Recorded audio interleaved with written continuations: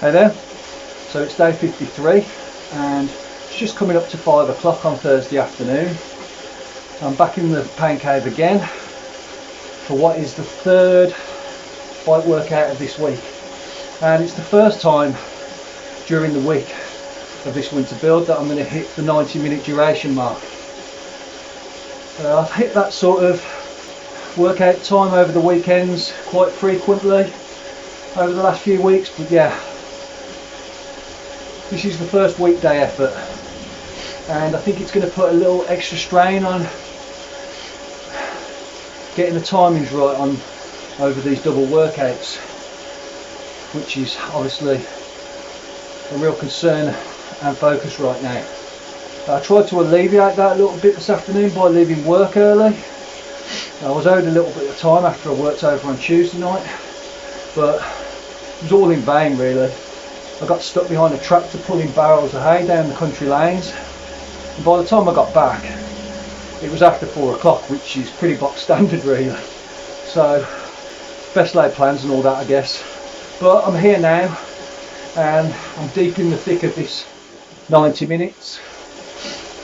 I've got 5 intervals ahead of me, fluctuating between 170 and 190 watts, with a few form drills splashed in just to keep the mind and legs occupied. It's a trainer road workout called Fletcher. Haven't done this one before, but it's pretty similar to everything else I'm doing on the bike right now, and it feels pretty relaxed.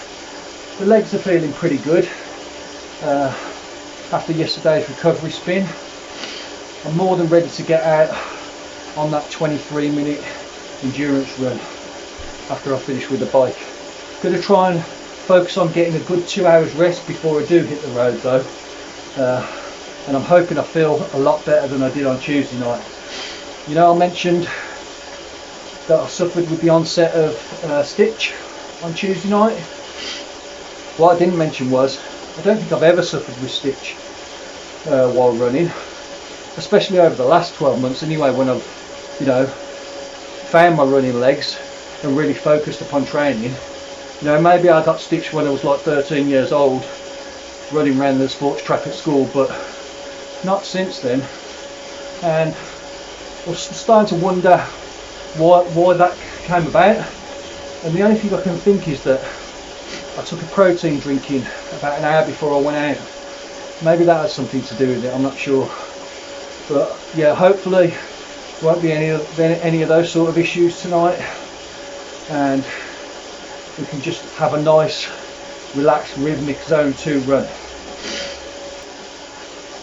I've just been watching some YouTube videos while I'm spinning away just to pass the minutes as these workouts start to extend in duration, and I've just subscribed to a guy's channel who's preparing for his first Ironman, and he's just been talking about his zone 2 mile pace, which is 8:15, and it got me to thinking about my zone 2 pace, which is 9:15.